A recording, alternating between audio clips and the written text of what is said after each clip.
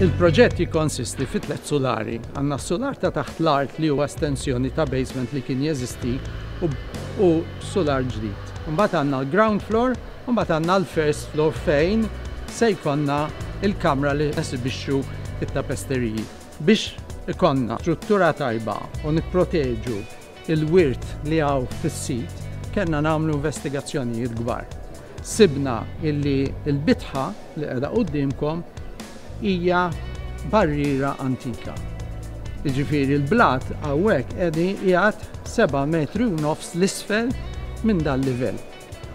Biex nipproteġu l-irdim li hu għandu affarijiet storiċi ħafna, kellna nippjanaw li nibnu ħajt madwar il-bitħa biex meta nħaffru u nibnu il-proġett, aħna inżommu l-irdim intatt u ma nitilfux affarijiet storiċi. Biex nagħmlu dan, diżinjajna set ta' piles li huma kolonni tal-konkos li jinbnew mill-art l-isfel u ftit nibnu ħajt madwar l-irdim biex meta nħaffru ħdejh l-irdim ma jaqax. Sibna li l-istrutturi tal-ħwienet u ta' Merchant Street li nbnew fis-sittinijiet daw kienu mibnija fuq l-irdim, mhux fuq il-blat. Allura peress li aħna se nibnu fuqhom u se nħaffru ħdejhom, kellna wkoll nippjanaw li nibnu ħitan bil-piles biex nipproteġu kemm il-ħwienet kif ukoll il-bini li huma storiċi li se jkollna nżommu u l-arkati ta' Merchant Street. Daw il-piles se nagħmlu 170 wieħed.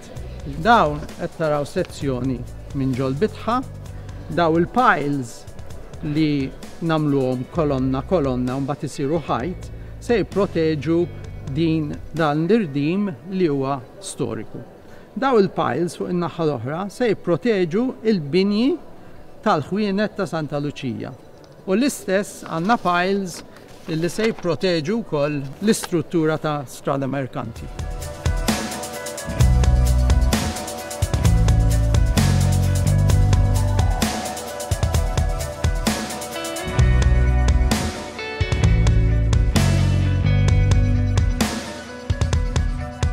Dan il-proġett huwa parzjalment iffinanzjat mill-Unjoni Ewropea taħt il-Fond Ewropew għall-Iżvilupp Reġjonali, Fondi Strutturali u ta' Investiment Ewropej 2014 sal-2020.